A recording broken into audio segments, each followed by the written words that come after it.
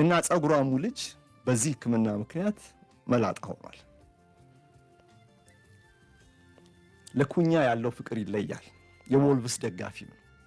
ይሄ ወደ ወልቨርሃምፕተን ማህበረሰብ አካባቢ ተሰምቶ ስለነበር እድሜ ለማህበራዊ ሚዲያው አንድ ቀን ማቲያስ ኩኛ ጁኒየር ወደሚገኝበት መኖሪያ ቤቱ ልጁንና ባለቤቱን ይዞ ሄዳል። የልጁ የህመምተኛው ህፃን ወላጆች ማመን ያቃታቸው። ይሄ እንግዲህ የወልቭስ የክለቡ የሚዲያ ክፍል ሲቀርጸው በቪዲዮ አስቀርቶታል። ሂደቱን ማለት ነው። ወደ ቤት ሲሄድ ከልጁ ጋር ሲገናኝ እና ልጁ ማመን ያቃተው፣ ከኩኛ ጋር ሲገናኝ ማመን ያቃተው። ማሊያ ፈርሞ ሰጠው፣ አጽናናው፣ አወራው፣ አነጋገረው። በኋላ ልጁ ምን አለው? በቃ አሁን ጎል ስታስቆጥር እንግዲህ ሴሌብሬት ስታደርግ ደስታን ስትገልጽ አሳየኝ እና የምታሳየኝ ደግሞ እንዲህ ስታደርግ ነው ብሎ በምልክት ያሳየዋል። እንዴት አድርጎ ጎል ካስቆጠረ በኋላ መጨፈር እንዳለበት እኮ ንገረኝ፣ አሳየኝ ሲለው ነበር ተጫዋቹ። ወይ ቪዲዮ ላክልኝ እንዴት መጨፈር እንዳለብኝ፣ አስቆጥሬ ያችን ጎል ለአንተ ማስታወሻ አውላታለሁ፣ አንተ በምትፈልገው መልኩም ደስታዬን እገልጻለሁ ይለዋል። ልጁ አሳየው። የላይኛው የግራ እጁን መዳፉን ዘረጋና በመዳፉ ስር የቀኝ እጁን መዳፍ አቁሞት ከጣቱ ጋር አገናኝቶ ቲ መልክ አሰርቶት ልክ እንደዚህ አድርገህ ደስታን ግለጽልኝ ይለዋል።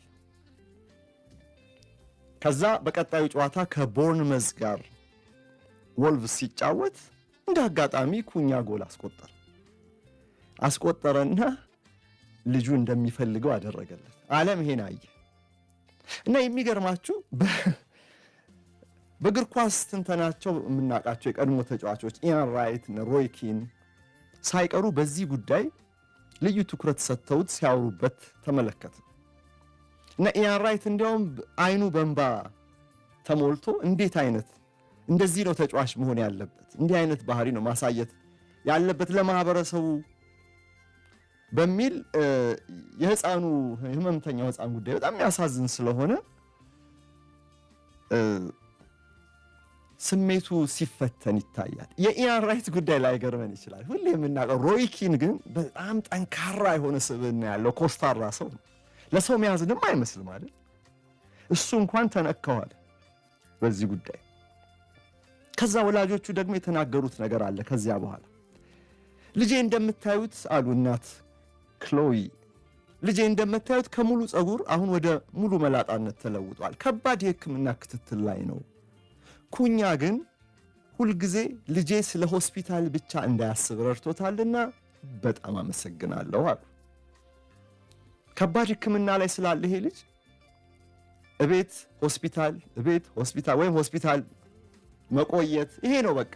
በእርሱ ዕድሜ ያሉ ህፃናት በሚቦርቁበት ጊዜ እርሱ ግን ሆስፒታል እየተመላለሰ ነው።